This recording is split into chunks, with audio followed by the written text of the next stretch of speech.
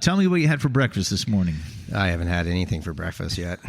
Did you have lunch? After this. Oh, okay. So we're going to sip some wine on an empty stomach. This is awesome. Coming up on the Tall Mike Wine Podcast. We need to rip it up. Because we're producing too much wine. We're producing too much wine. Me and the wife, we went out with Jim and Nancy and had a couple bottles of wine and a really nice dinner. That's socially acceptable. Right. Oh, what'd you do last night? I sat in my garage and I drank a handle of Jack Daniels. Like,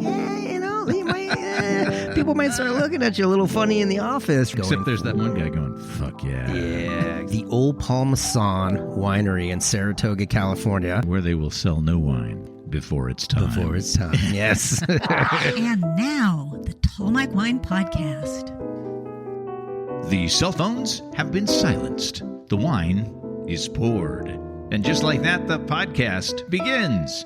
The Tall Mike Wine Podcast. The wine podcast that's not all about wine. The wine podcast like no other. And I'm your host, Mike Stone, a.k.a. Tall Mike Wine. Wine is my life, my night, my day, my sun, my moon. And I'm tall. The podcast is now heard in 83 countries on 6 continents and in 48 of these United States. Coast to coast, from Sandwich, Illinois to Somerville, South Carolina. From Cypress, California to American Fork, Utah. American Fork is at the foot of Mount Timpanogos in the Wasatch Mountains. Nearby peaks are Mahogany Mountain and Big Baldy. Wait, I thought I was Big Baldy. Anyway, wherever you are, I'm glad you're here. Here being on your fave podcast app, and I'll assume you've already subscribed to my podcast so you don't miss an episode. And if there's an option to review the podcast, I'm sure you've already said very nice things about it. So thanks. And if you haven't, get on it, please. If this isn't your first time here and you really like me, how about kicking in a few bucks a month for operating costs so I can keep the podcast commercial free? Click on the support the show link in the show notes or go to tallmikewine.com, and I thank you. Now, on with the show. I'm back in the Vintner's Room at Nicholson Ranch Winery in Sonoma. I work here, typically during regular business hours. Come see me. But today is my day off, and I'm here with a guest, and we're going to chat it up. He is an advanced level sommelier with the Court of Master Sommeliers and has curated wine lists for top restaurants throughout the San Francisco Bay Area. He also was on the team that opened my favorite restaurant on the square in downtown Sonoma. Shout out to Oso Sonoma. But now he's in the wine business. He is not only the national sales director for a winery in Coombsville in the Napa Valley, he also owns his own wine company. And he's just off the road, traveling to sell a little wine. I guess that's the life. Welcome to the podcast, Brian Kulich. Hey, Brian. How's it going? Happy to be here. We should give a shout out to Stephanie and Jesse Bernal, who were visitors here at the winery a few weeks back. And after telling them about the podcast, they told me I had to have Brian on. And look, now here you are. And here I am. Woo! Very good friends. You need those in your life. Indeed. So where have you been? Who have you seen? What's happening out in the world of wine? Lots happening out there. I just got back from Michigan. Really good trip. Really trying to focus on some states out there in the market that maybe aren't immediately what comes to mind. You know, the Floridas, the Texas, the New York, you know, the Illinois, specifically Chicago of the world. They're all people that need wine in their life. They're all people. They need the wine. We got to get it to them. And just incredible markets out there, Ohio as well. But yeah, just got back from Michigan. Had a very successful opening for the winery you referenced in Coombsville, Rewa, which is a beautiful estate-driven project. About 700 cases annually, all made by the very famous Celia Welch. And for those of you listening that don't know Celia Welch, I'm sure you've heard of the Cult Wine Scarecrow. So we're really lucky to have her on the project. Yeah, she's a celeb. All right, so tell me about your wine company. So my wine company, the parent company is Brian David Wines, LLC. Brian David is your first and middle name? Middle name. Okay. I figured it was a little bit better on a label or on a business card than, say, Brian Kulich, which when you spell it out is a little hard to pronounce. Kulich. My family pronounces Kulich, Okay. although I'm sure if you went to Czechoslovakia, it'd be very different. Oh, are your people Czechs? They are Czechs indeed. But I'm like a lot of people, I'm an American mutt. There's a lot going on in there. So my wife and I, we have 2 brands underneath that umbrella company. The umbrella company holds the license and all that boring stuff. Right. But the 2 are Lish wines. I brought you one of those today, 2023 Lish Pinot Noir from Calesa Vineyard, not far from here. We make the Lish brand at B Cellars in Oakville, so we're very lucky to be one of their custom crush clients, and Derek Taylor and Alonso Estevez, who are the day-to-day head winemakers there, make our wine. They're phenomenal guys, and Derek does a really great job. And then we have a brand called Glassman, M-E-N, instead of M-A-N, the way my grandfather spelled it. So my grandfather's name... what's his name? Glassman. Benjamin Glassman. Okay. So he was a pretty famous clarinet player back in the big band jazz era. Oh. Yeah. So he was a prodigy of sorts, and at 14 ran away from his home in Utah, which I imagine I would have done the same. No offense to Utah. But, Utah. It gets a lot of gets a lot of hate. Well, not so much hate, I guess. It's beautiful. I love the airport there. I think Utah is just... vastly misunderstood. I'm sure it's gorgeous. It's one of the prettiest states out there, I've heard that too. Heard that too. And I love the Delta Lounge at the airport. He ran away from there, chased the big lights of Chicago, joined up with a band. Like I said, this was big band jazz era. And actually, with his first band, one of the first gigs, unbeknownst to him, was Al Capone's birthday party. Whoa, hey now. And he went on to play with Tommy Dorsey, Benny Goodman. So you're at a wedding and a big event, and you hear Benny Goodman come on. More than likely, my grandfather's on that track. And Benny Goodman actually had a crush on my grandmother, but my grandfather managed to win that battle and married my grandmother Phyllis back in the golden era. Oh, I want to hear all about this stuff. Yeah. Wow. So they had a little bit of a rivalry, but a lot of mutual respect. Sure. And then my grandfather moved up, retired on the Mendocino coast. He built this beautiful retirement home. He actually built the frame out of pillars from an old abandoned pier in Oakland, built it on the bluffs of a little town called Little River, just shy of the hamlet of Mendocino. South of Mendocino, yeah. Exactly right. Beautiful up there. Beautiful. And that's where he retired and eventually passed away. And so that's... So he had kids, and one of those kids was my mother. Mom, okay. Yep. Okay. And so your mom's maiden name is Glassman. And now we're back to the wine. Glassmen. So I made it plural. Okay. 2 men, 2 art forms, Glassmen. And so the story behind it is that, which I just told. And we focus right now on a Sonoma Pinot, a single vineyard, although we bottle it under Sonoma County. Okay. Same with the Chardonnay. Both the vineyards we work with are in Russian River, including Dennis Hill's estate. And he did all my viticulture work, my consulting to make sure I was getting good fruit, because I don't have any training in that. Mm-hmm. I really worked with the vineyard owners to make sure they were cleaning up the fruit and working the vineyard the right way and harvested it at the right time. And then we were lucky enough to have Bill Nuttall right over here on A Street East make the wine.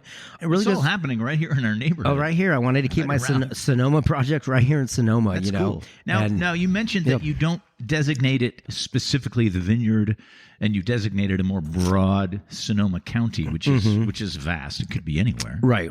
Why do you do that? I do it mainly because it's a brand that we want to grow. Okay. It is a wine of integrity, a high quality wine, but it retails, in the 30 range, give or take. Okay. Can even come down a little bit from there.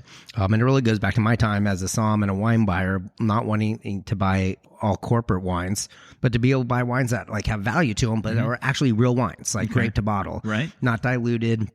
We use real oak barrels, all that type of stuff. That was ultimately the goal for the brand, to really outperform the price point. With the Sonoma County, we wanted to be able to expand the brand and work with multiple vineyards. And when you start doing that, you don't really know where your fruit's going to come from. You want to seek out high quality fruit, get it at the price you want, and then make the wine from it on that vintage. So you're 5 moves ahead of everybody else. Trying to be, maybe this year all our fruit will come from all Russian River, and then the next year it might be scattered all about. Okay. You know what I mean? You can have consistency in labeling and all that stuff. Exactly. We might pull some Sonoma Coast, we might pull some Carneros, exactly. Because as I tell people here, and this is, people visit here all the time and ask about the various AVA designations on our bottles. This property sits at the intersection of the Sonoma Valley and the Sonoma Coast. Right. And when you get into that conversation with people, I say, the more specific a winery is with where they grew the grapes and declaring that on the label via an AVA, right, the better. Typically, they're really proud of that specific little area, and as they back away and it gets more vague, like Sonoma County, right, then you're going to say, well, where in Sonoma County? Because Sonoma County is vast, and there's multiple microclimates, so your wine could be grown in a lot of different scenarios. And then I'd say the big red flag is you're at the grocery store and you see a bottle of wine and it just says California. Right. You know they don't want to tell you where the grapes were grown. Right. Can be from kind of anywhere. Where'd you grow the grapes? California. Right. But where in California? California. Well, and I think to your point, and what you see a lot of those brands doing is, they're one-off brands. They're bulk wines, right. Yes, mass-produced factory wines. Exactly. Where I think if we can kind of simplify our brand in that sense, and people are consistently, time after time after time, getting something of high quality, and they go, this is way better than what I'm paying for, and this outperforms a $55 Pinot or Chardonnay that I open.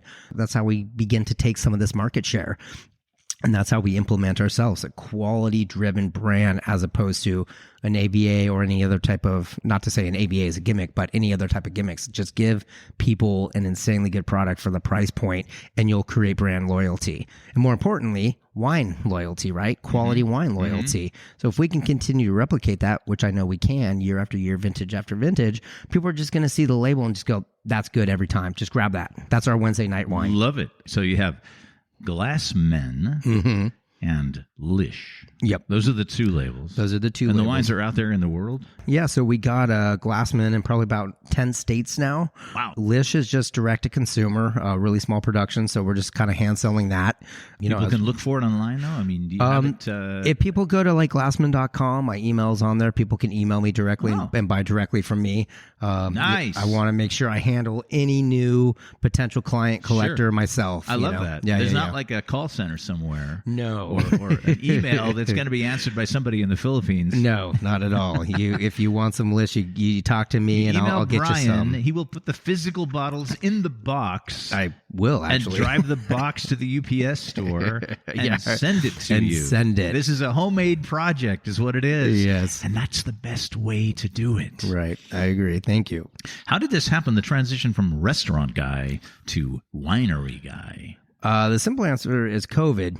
As you kind of alluded to, I was in restaurants since I was 16. Okay. Fought my way up, cut my teeth in San Francisco, did all that type of stuff. Worked at some remarkable places. Right. Aqua when it was 2 Michelin, Boulevard. Yeah. We're gonna get to that part. We'll get to that. So anyway, COVID hit, and basically about the time I was thinking about going back to restaurants and had some offers out there. A good friend of mine, she called me and said, "Hey, there's a couple, they're new to Napa Valley. They've had a label for a little while. They have this little 3-acre vineyard. They're really trying to do something with their brand. You should talk to them." Fast forward, we came up with a great agreement, and I went to work for them.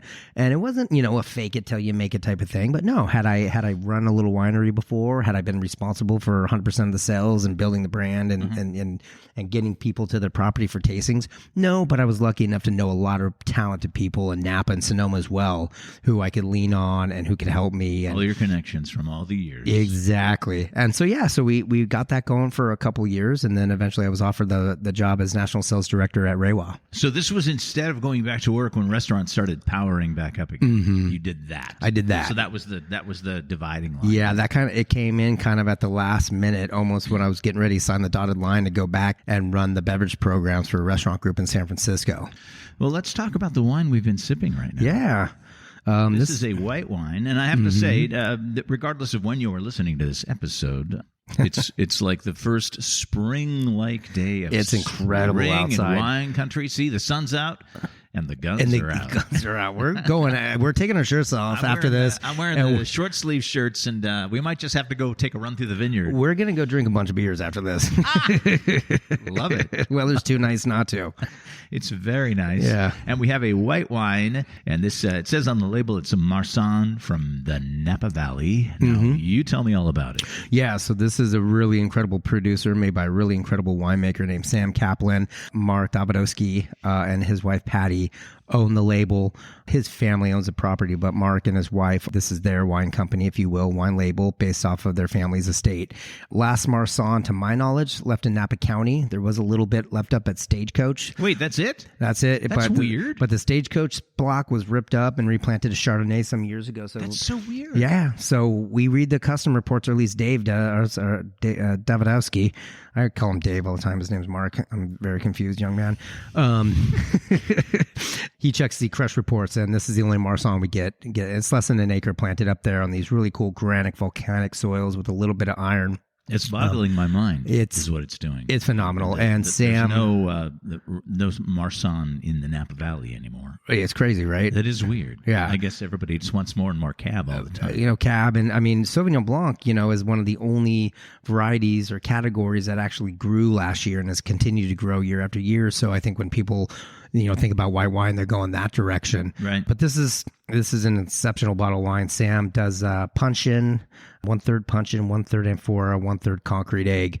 As you know, Marsanne kind of has like a little oily texture to it. This one has that for sure. Kind of oily, kind of like when I smell it, it's kind of like.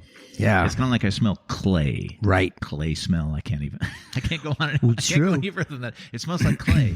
And in California, a lot of times when we start getting into white varieties, Rhone white varieties specifically, a lot of them can be very flabby. So to retain the acidity and minerality that Sam does with this is absolutely incredible. Now, when you say flabby, I know what you mean, but tell me what you mean as if I didn't know what you meant. Gosh, that's a great question, and that's an important one because you want to be able to describe these adjectives that we use every single day. If I call you flabby, that's a bad thing, right? Right.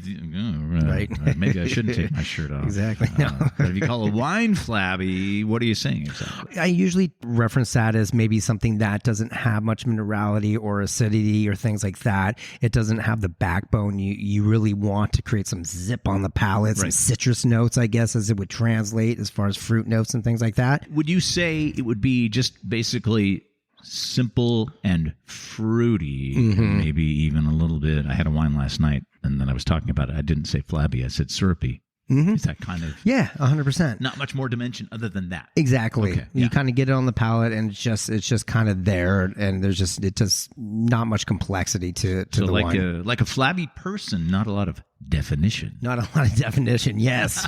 That just popped into my head. Like, wow, that's a great way to describe it. I like it. I like your metaphors. This wine is so delicious today, and I'm sure it would be delicious any other day of the year, but since I drove here in the sunshine today, since it's not a work day, I got here in the middle of the day instead of in the morning, and it was just beautiful. The music was playing, and I'm driving here, and you pulled the white wine out, and I'm like, oh yeah, it's a white wine kind of day. It's very flowery. Flowery. No, and I like your kind of clay call, and white peach in there. Sometimes like a little margarita salt. And it's got, kind of like this lemon custard aspect to it. Yeah. And on the palate, in the mid palate, you get that little silkiness. That's that oiliness to it, right. A little lemon oil. So it's in the big barrels. Yep. And cement.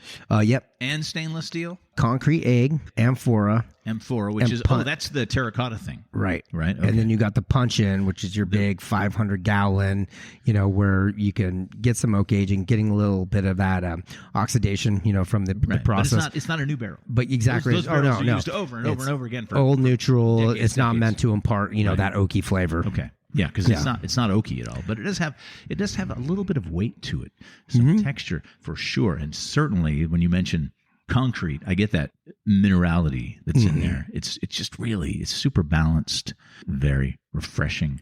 And I'll put the name and everything of this wine in the show notes. Vangone? Yeah, Vangone. Where does the name come from? Well, quick story. I thought it was a family's last name, but they bought the property in 93, over 100 acres. They planted about 22. So long story short, Mark and his dad, they get a call from this Napa County sheriff. They're like, hey, you need to come up here. They fly up and they go to the property and they go, hey, we see, what's that down there? And they go, oh, I don't know. It's something shiny. So they get closer. Eventually they discover there's a van on their property. They open up the doors of the van and there's 30 of those, orange Home Depot buckets. And each one has a marijuana plant in it.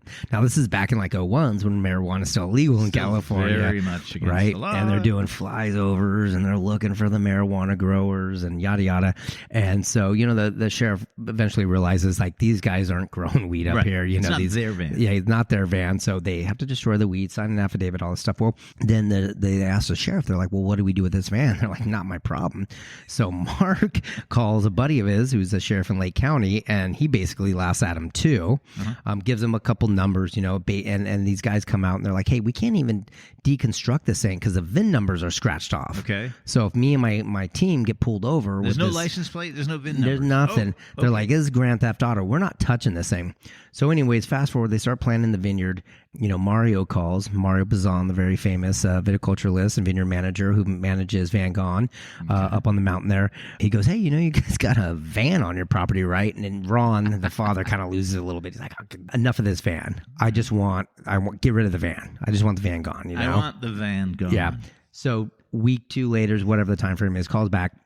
Now, keep in mind, they're planting the vineyard, so they're all really excited about this vineyard being planted. So Mario calls. Oh, Mario's calling. They gather around the kitchen table, and hey, what's the update from the vineyard manager? Yeah, how's it looking? Right. They hit speakerphone. Hey, Mario, this is you got Ron here. The whole family's here. How's the vineyard looking? All that type of good stuff. And Mario just says essentially what is now one word: Vangone.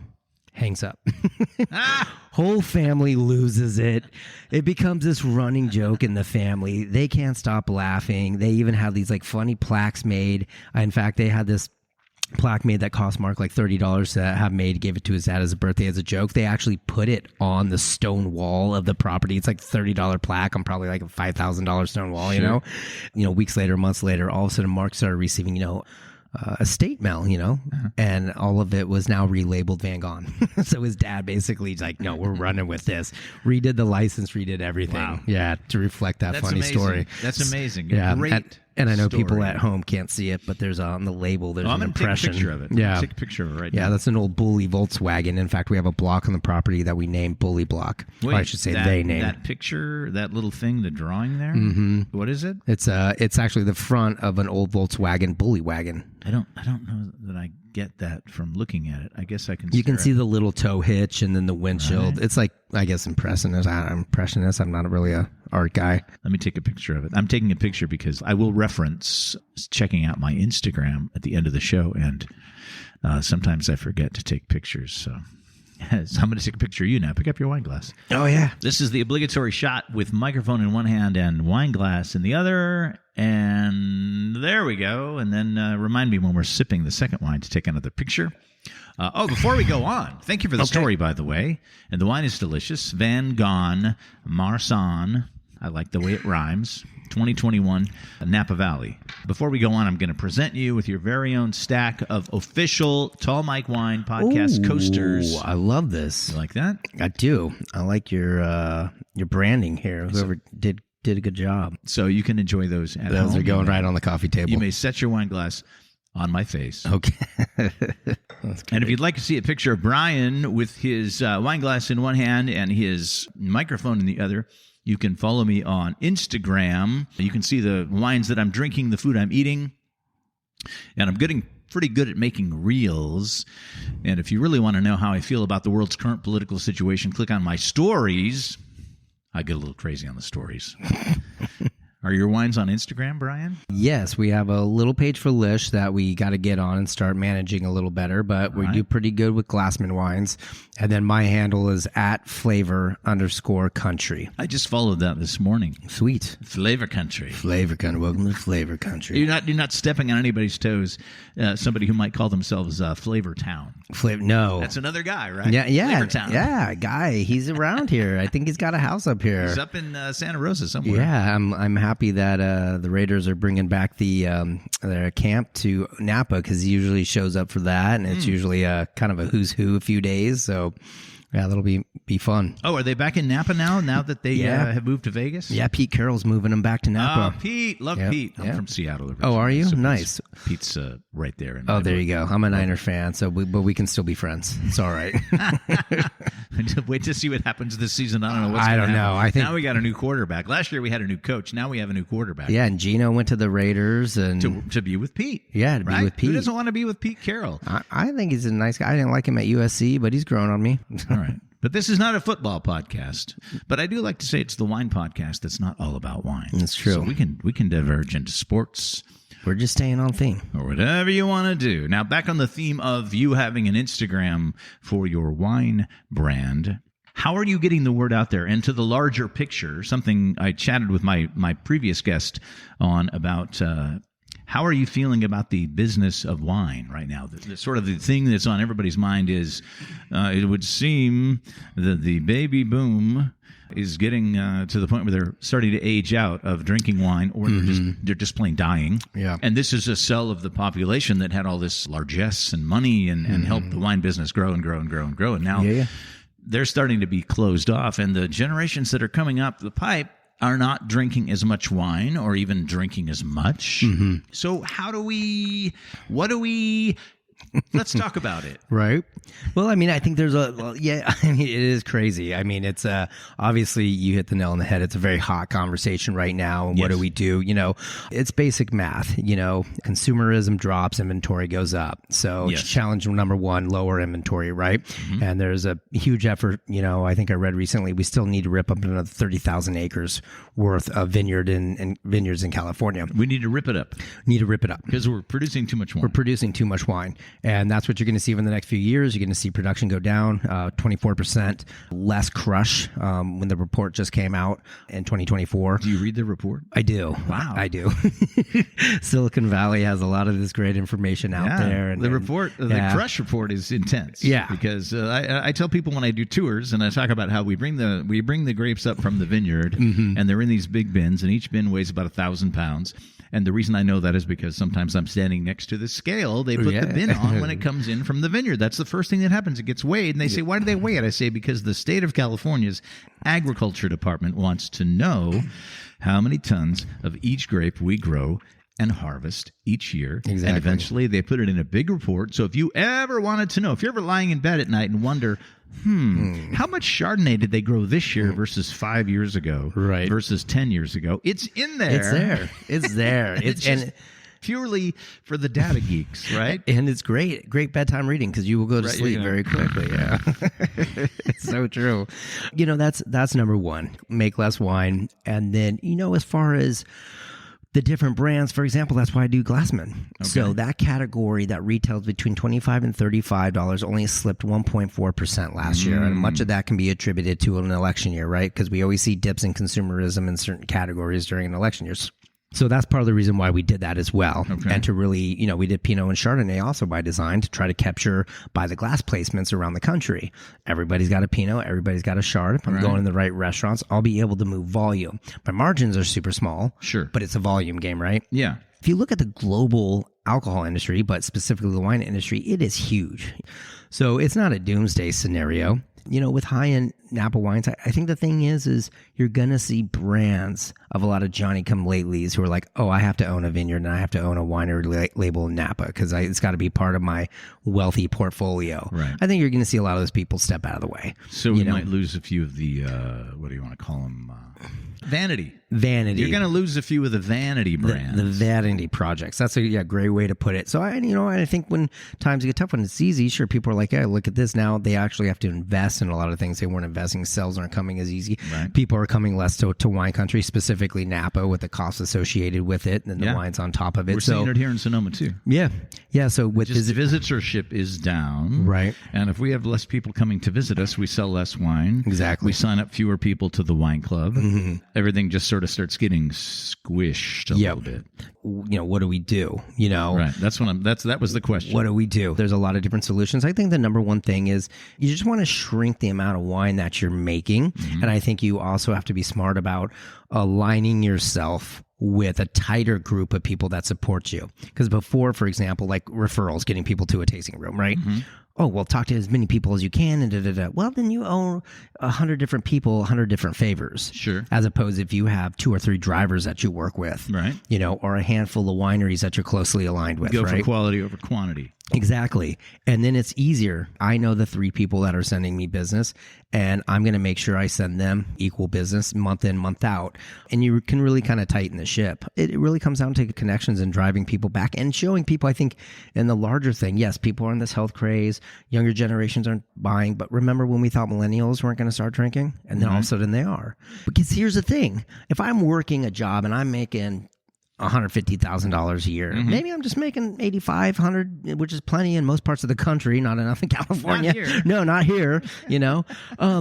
And, you're like, hey, it's, Friday morning, and you go to work and you're talking with your buddy about going before you go in a board meeting, and you're sitting there and they ask you, hey, what'd you do last night? Oh, yeah, me and the wife, we went out with Jim and Nancy and we, had a couple bottles of wine and a really nice dinner. That's socially acceptable. Right. Oh, what'd you do last night? I sat in my garage and I drank a handle of Jack Daniels. Like, you might, people might start looking at you a little funny in the office, right? I think the greatest thing wine has going. Except there's that one guy going, fuck yeah. Yeah, exactly. And that's what we really want to do, hang out in the garage beers. But I think there's just an acceptability with wine, okay. And I think that's our greatest point. Not a snobbery. We don't want that, right? No, we want approachability like you guys do here at Nicholson Ranch. You guys do an incredible job at that. And I think that's what people want. And that's what's going to bring people back to wine. And they just got to get a little older and a little bit more money in that bank account where they're okay with opening up a $35 bottle of wine on a Tuesday night, drink a couple glasses, come back to it on Thursday, drink the rest, Those price points are interesting because $35 wine is a different animal depending on who you're talking to. Some people are like, ooh, that's the most expensive wine I've ever purchased. Mm-hmm. And some people are like, that's Tuesday. Right. How do you move people into that category, especially if they're younger? I think a lot of it comes down to packaging, and I could be totally wrong. I haven't done any studies on this or anything like that. Just go with what you think. Well, I mean, listen, the canned wine thing didn't really evolve the way people wanted to. Right. So is it canned wine spritzer? Is it smaller packaging? Some type of cool 375 milliliter going to come on the market. Mm-hmm. What catches people's eyes? A big part of the reason why people say things like Red Bull and seltzers, hard seltzers are so popular is because of the can itself. Or then these RTDs. So is it moving into RTDs? Well, even RTDs are down. What's an RTD, Brian? Ready to drink. Oh. Yeah. I did not know that. I've not heard of that. Yeah. RTD. Okay, everybody. RTD is the new buzzword, and you heard it here. It's first. Not a character in Star Wars. R2D2. Yeah. No, I mean, and listen, I think the thing is at the end of the day, there's no silver bullet. We don't know. We're in uncharted territories. Personal relationships is how I sell wine. Okay. And I think that's why I've been somewhat successful at what I do. Focus less on selling, focus more on the people that we're taking care of. I love it. It's relationships, just like politics. Yeah. Shake the hands, kiss the babies. Kiss the babies. and the funny thing is, if you actually mean it, it resonates far better. All right, let's figure out how all this happened to you. Where did you grow up, Brian? Are you a Northern California guy? I am. San Jose, California. Oh, nice. Down in the South Bay. Yep. So when you were young, you had your parents. Did you have siblings? Everything kind of normal? Yeah, pretty normal. I mean, very normal in the sense my parents divorced when I was really young. And they're both amazing people. And my whole family gets along. And what did your parents do? Dad, as basically a bean counter, he worked in government contracts. And he was the guy that made sure like all the money was in line, that they'd actually stay on budget, and the company would actually make money. They did that at one point? They did that. Well, my dad was a contractor. Wasn't the government. He was on the contractor side, so he would make sure his companies would make money off of the government for whatever contract they signed. My mom was an interior designer, and they're both that's fancy. They're both doing great. My sister is a teacher, phenomenal teacher down in South Bay. And now, when you would go into the house in the evening for dinner, would there be wine on the table? No, my mom was a box wine type of person. Okay. Very light drinker. Franzia? Yeah, exactly. Very light drinker. Eventually, she graduated to black box, Ooh, she went up. She went up. And then my dad was mainly a beer drinker. Occasionally, a little like bourbon or something on the weekend, but not a lot of wine around. So at what point did you start getting exposed to wine? Is that when you started working in restaurants? 100%. What was your very first restaurant job? The Old Marsanne Winery in Saratoga, California, where they to this day have the big mountain concert series. Actually just announced the lineup this summer. And where they will sell no wine. And where they... Before it's time. Before it's time, yes. That's exactly right. Wait, so the Mountain Winery is the former Paul Masson Winery? Yeah, so that's... I did not know that. Yeah. So that's the Old Paul Masson Winery. Mind blown. Oh, yeah. And it was really just a hangout, for Paul Masson and a lot of his A-list, buddies from Northern California. And then my best friend's dad had the F&B license up there for decades. And so a bunch of us worked up there. Right, so how old were you when you started there? I was 17. Okay, and what was your job? I was just like everybody else. I was a banquet server. During concerts. I might work the cash register. I might work the chicken station. It was a high school job, whatever. When did you start getting to taste wine? Well, around that time. Of course you did. Of course we did. We were a bunch of bad teenagers. We went to a private school. We were the worst type, you know? We were always sneaking beer and Kendall Jackson, Chardonnay, and whatever we get our hands on. Nice. Yeah. What did you do after that? You went off to college? Yeah, I went off to college, San Diego State, and had my degree in English. And Was there wine there? Yeah, I was working in like steakhouses, Ruth Chris. But, I was just like a busboy runner, stuff like that. So you embraced hospitality at a fairly early age. Yeah, I did. When I try and tell people that are that age, right. I say, go get a restaurant job. You will learn a lot about people. You will make decent money, and you'll have a lot of fun. Exactly. And it's one of those things where you make a lot of connections, and you can always fall back on it. I half joke now. I'm like, well, if this is a doomsday for the wine, but I'm telling you, this quarter is going great. So it's not a doomsday out there. But hey, I can always go get a restaurant job and make a good living and figure out what's next. For sure. Because then you did. You went on to work at some of the big hitters in San Francisco, Aqua and Boulevard, where I believe you worked with my good friend Helen. Yeah, of course. She and I worked together in Sausalito. Okay. At the Trident. Yep.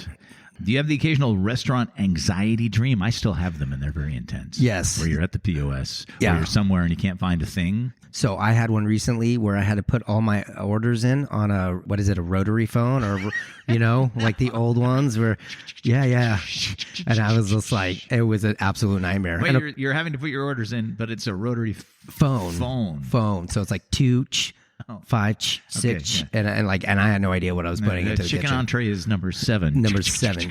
Yeah, no substitutions tonight. There's just a thing about those anxiety dreams. Any job you've ever had where it can be just a little bit stressful, and because the very notion of being a server in a nice restaurant is simple. It's like you go to the table. What do you want? Tell me. Okay, they tell you. Now you have to go tell the kitchen somehow, and that's through nowadays an electronic point of sale system where you punch buttons and it says they want chicken, they want the salad, they want this, and then you hit send. And if you do that over and over and over again for years and years and years, eventually your subconscious catches up with you and basically fucks with you while you're sleeping based on that stuff. Yeah. You're like, all of a sudden in the dream, it's like, I don't know the table numbers. Exactly.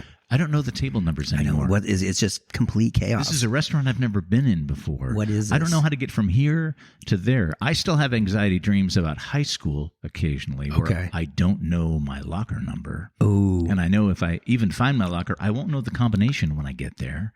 And I'm just wandering around trying to figure it all out. Where I know I got to be in class. It's like, Well, to your point earlier, you tell people, listen, if you're in high school and college, you need a job, work at a restaurant, I'll teach, because there's just points, in a dining room when you just like hit this moment where you're like, I literally have no idea what's going on in my station or what to do next, because it's just, the list is a mile, but I got to be cool and calm because the whole world can see me. This is what I used to tell people when I was managing restaurants. I say, when in doubt, just play restaurant. Yeah. Right? Just play restaurant. Like if you're a kid and somebody says play restaurant, you're gonna do certain things. And if you just do that, nobody knows you're not doing exactly what you're supposed to be doing. He's playing restaurant, and it just looks like normal stuff. At some point, all these people will leave this restaurant, and I'll be done. Again, you might be just afraid because it's so crazy at any moment in the dinner rush at any restaurant. And truthfully, if you're not a little bit scared every night, you're not making any money. No, you're probably in the wrong house. Exactly. Yeah. But eventually, yes, the restaurant's going to shut down. The people will stop coming in, and then you'll have, instead of having 5 tables, you'll have 4. Then you'll have 3, then you'll have 2, and then it's time to go out. And it's go have some beers. Time to go start some Fernet. Exactly. Yes. Speaking of that, I have poured the second wine into our glasses, and the second wine is a Pinot Noir with a beautiful label. I'm going to take a picture of it so we have some Instagram evidence of what we've been doing here today. And why don't you tell me what this is in our glasses? So this is my wife and I's brand. Her name is Alicia, so I named this Lish. She's very modest, and so she doesn't necessarily love the name, but everybody else does. Come on, Alicia, lighten up. I know, she's an absolute sweetheart. No, she's come around. But the funny part about it is it wasn't intended, but people are like, oh, Lish, like Lish. I'm like, well, That's what I thought. We weren't going for kind of a cheesy name like that. I actually thought it was a play on your last name, which I thought was Kulich. Yeah, I've never thought of that, and some people do say it, Lish. So this is a 2023 single vineyard Pinot Noir, not far from here, the Calesa Vineyard. This is our higher end project that we make at B Cellars.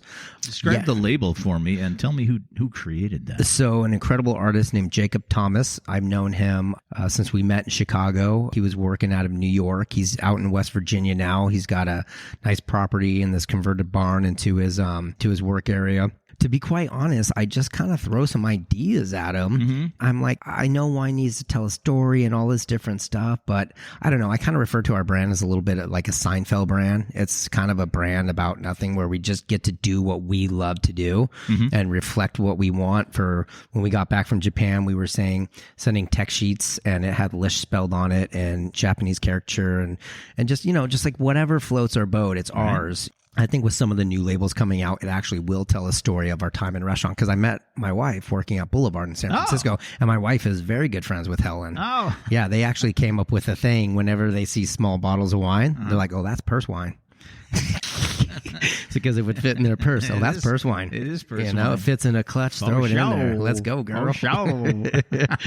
So we're just really happy with the artwork. It's all original. We have those pieces actually up in our house. Let me try and describe the label for you. Please do.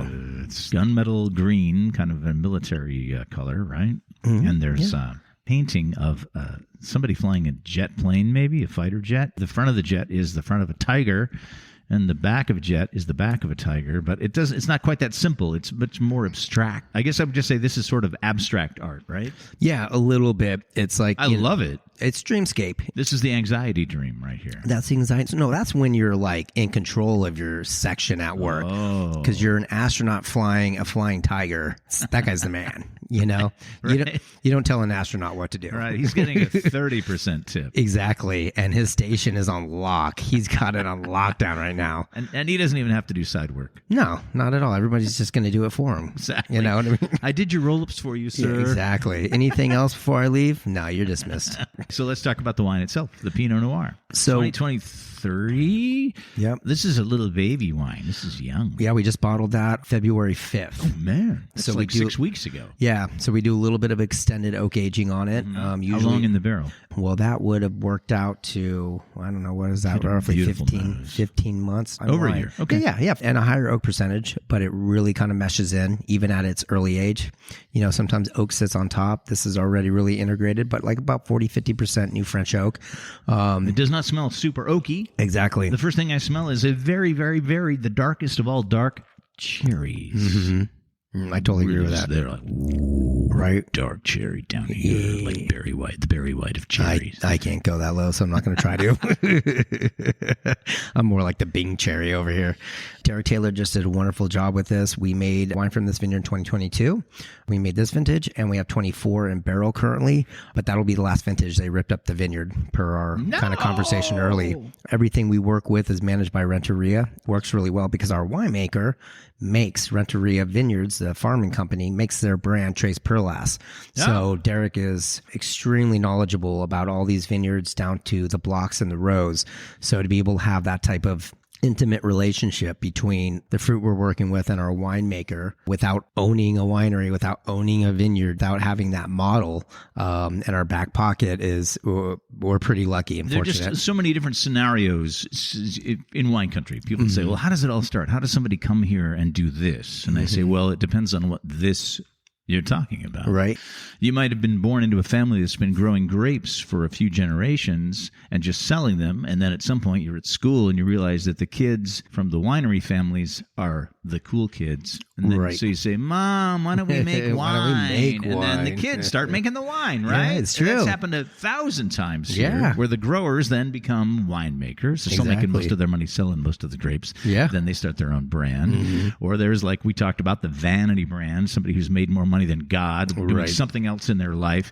And then they say, oh, let's go live the good life in wine country. Right. And then they build a facility that is a monument to their own wealth. Exactly. And hire the high-end wine-making consultant. To the ego and the id. Best barrels, the state-of-the-art facility, and then they buy the best grapes they can. So they don't have to grow any grapes at all. No. So there's so many different. So you've got a really interesting twist on that whole idea. Mm-hmm. You've wiggled in between those scenarios to create what you've got going on, which is pretty cool. No, 100%. I think Lish, where we're selling that retail to collectors and clients and stuff like that, and that just goes back to decades of relationships between my wife and I, and people, one wanting to support us, but then that works for a first round. You can start a wine label, winery, whatever, and that first release, sure, people are going to support you blindly. Hey, we love you, we'll support you. Right. But if you're not giving them a good product, well, good luck year after year of them supporting you. But it's like, you did a thing. Oh, cool, you did a thing. And then the whole thing is like, can you do it again? Can you do it again? And then again. And then again. And then again. Because then it's a business and it's successful. So this is Lish. That's Lish. Just how it sounds. Lish. I'll put notes here.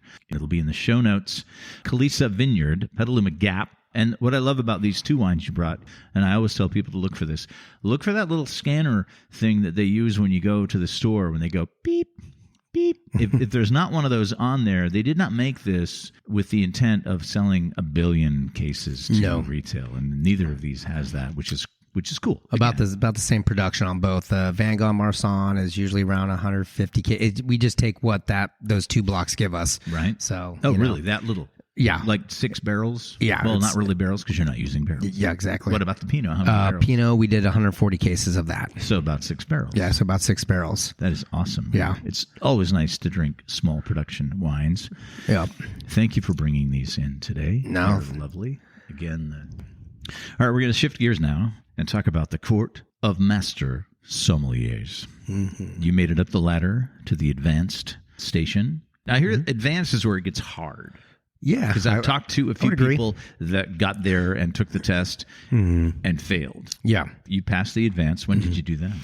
2018. Oh, wow. Phoenix, Arizona. Long time ago. Yeah, it's been a while. And then within spitting distance of the advanced is the big prize, the Master Somm. Mm-hmm. Any idea about wanting to do that? Any thoughts? For me, everybody has their own, journey with exams, whether it's, the court or WSET or the ISG, whatever it may be. But for me, able to be successful at these exams or competitions, like you have to be fully locked in. Reckless ambition for these things, right? It's study. And so after I passed the advance in 2018, a couple times I tried to get back into it, but I'm a light switch guy, and the light switch just never went back on where I wake up in the morning and be like, okay, I'm going to hit it for 2-3 hours and I'm going to do this hour and that, and then I'm going to go to work. And then, eventually slowly transitioning out of restaurants and getting to this side. And to be quite honest, really at the end of the day, all of a sudden it's like I find myself in my 40s and I live in a very expensive place to live. And you start thinking about retirement and you start thinking about what you have invested or in your savings account or whatever you do with your money. Okay. And I'm just like, I've sacrificed a lot to get to this point, right? And I have a lot of know-how. Like I need to take advantage of it now. It's time to get after it. I do this all the time because I haven't gone up the ladder like you have, but I do have a WSET level 2, which is awesome. Level 3 is sort of, I guess, where it gets a little bit more difficult. And I'm like, well, what is that going to get me at my age? Right. I turned 60 last year. I work here at this winery, and I'm probably going to work at this winery until I'm just done working. Because it's fun. I get to come here every day. And I'm like, well, I could try and do level 3. But that's time and money. Exactly. And it's an investment. Gray cells. And I'm just like, at my age, what is that? What's the payoff? What's the payoff? So for you, becoming a master of wine, what would be the payoff? Unless you really just want to be a master of wine so you can tell people, you can show them your lapel pin. Yeah, no, whether it's, master sommelier, master of wine, whatever it may be, something has to motivate you. And I kind of joke, it's become more and more of a young man's game, a young woman's game. What do you want out of it? If it's a paycheck, like, I want to make 150, 175,000, which I think is kind of the range these days of a master sommelier. Sure, you'll go work for like a big wine distribution company. Exactly. Part of that too, the reason why I didn't continue to pursue is I've gotten to the point in my career where I'm getting jobs and I'm looking across the table and there's a master sommelier doing the exact same job I'm doing. Right. There's a master of wine doing the exact same job I'm doing. For me, the only reason to pursue any type of next level, and I don't think the quartermaster psalms would take me if I'm not on a floor at this point. I think that's part of the big change in curriculum and requirements. Exactly. Where if I did say, hey, you know what, I really want to continue to advance my knowledge, whether it's now or my 50s or 60s, I'd go your route. I'd go WSET and I'd work on it from that perspective. Right. But that would be the only drive right now. Like, hey, I want to get back my knowledge where it was. Have you been a guest on many podcasts, Brian? I have not. I was thinking about it driving over here, and this is my second. So I did one because I went to South Africa, and the gentleman who took us out there, absolutely amazing professional. I think he just released his first book, and I'm sitting here talking about him and also simultaneously trying to remember his name because he's an amazing guy, and I feel horrible. I just haven't thought about him in a while, but he did a podcast, and we were just all out in South Africa together, and so I did a little section with him about Nard. Oh, fun. Yeah. That's awesome. Yeah, it was way fun. How do you like the experience of being on this podcast? Oh, this is the best. Do you have any podcast recommendations? Do you listen to podcasts, wine podcasts, or otherwise? I did a lot when I was like, what's the guy? Levine? Levi. Levi Talks Wine or whatever. Great. Levi's great. Levi something. We're so horrible. It's a great podcast. It is. It's very popular. It's definitely on the dry side, but I listened to that pretty religiously when I was studying for my advance. Levi Dalton. Thank you. Yes. But I listened to that I forget the name. Yeah, pretty religiously on my way to and from work when I was studying for my advance. Oh. Like I told you, I'm kind of like a light switch guy, so it's like it goes off. I'm done with that now. Yeah. So do you have podcasts on your player that are not wine podcasts? I'm not a podcast guy. You're not? Okay. I'm a big music guy. Okay. You know what I mean? If I'm, I'll listen to little local sports radio. I'm a big sports guy. Mm-hmm. But if I'm listening to something in my car, it's usually, this master playlist I've accumulated where if I hear a song that I like, I just add it to it. It's like a week's worth of music, put it on shuffle, and I'm just, ear to ear, just cruising down the road. That's awesome. I listen to every genre imaginable. I love music. Yeah, you can't rule anything out. No. Right? No, why limit yourself in life? No. I didn't get my grandfather's actual ability, but I think to some extent I got his good ear. Appreciation of things that are quality. Exactly. Just like appreciation of wine. Kind of the same thing. Mm-hmm. I'm really obsessed right now with the Pivot podcast. Okay. With Kara Swisher and Scott Galloway. It's a political podcast sort of disguised as a tech and business podcast. Mm-hmm. And they hate the current administration as much as I do. So there's a feeling of not being alone when I listen to it. And they're both very, very smart people. Kara Swisher has been a business and tech reporter for a few decades, so she knows a lot of people. So she references, like right now, she can say, well, when I interviewed Elon Musk 10 years ago, she has all this context. And then Scott Galloway is a business professor at NYU. So he's got this brilliant business mind. So he can reference like, well, this is what the tariffs are doing, and this is what's happening with the market. It's really, and they're just fun people. They have great chemistry. Mm-hmm. So that's my favorite podcast obsession right now. The Sweet. Pivot podcast. I really like it to be known that us wine people have lives outside of wine. Do you have a life outside of wine, Brian? I do. What's something people might be surprised to know about you? I wish I could say something cool, like I drive like race cars or something like that. Why you say something that's real that people might think is awesome because it's geeky or something else? Honestly, I wish I had some. I don't know. I'm trying to think. No, I mean, I'm a pretty regular guy. I definitely like going out with the boys and having a good time, and whether it's playing poker or golf or whatever, and enjoying myself. I get to travel a lot for work, which I love. That takes up a lot of my time. And no, man, I'm become a bit of a workaholic. There's always something to do in the day, and there's always opportunity to chase. Well, you're building a brand, and you're building an empire. Yeah, I'm going to be able to say I had him on my podcast when he was just getting started. We'll do a yearly update. Where are you now? I'm in the gutter with that bottle of Jack we discussed. At least you have some inventory to work on. That's true. I'll get those down in a couple of years on my own. I started in restaurants when I was very young and just continue to just strive for like the next level. Ambitious guy, I guess. Good for you. We'll see how it all works out. You just do what you do. Right? Do what feels right to you. If it works, that's cool. Thanks for hanging out today. Of course. The Tall Mike Wine Podcast was conceived and is written, produced, edited, and maintained by yours truly. If you have questions, suggestions, you just want to say hi, or you'd like your very own set of official Tall Mike Wine Podcast coasters, drop me an email to tallmikewine at tallmikewine@gmail.com. Follow me on Instagram for visuals to go along with the audio you're hearing right now in your ears.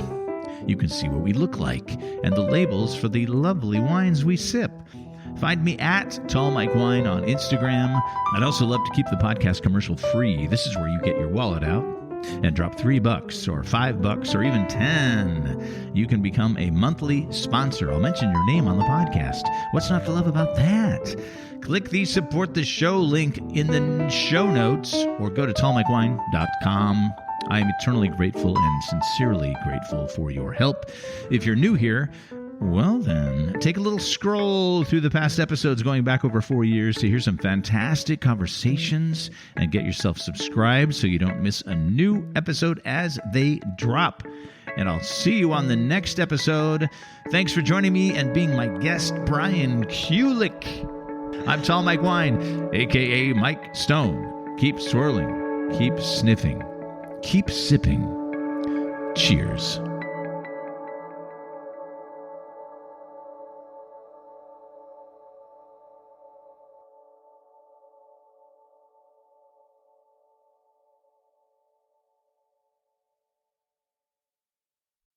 So that's the end of the episode.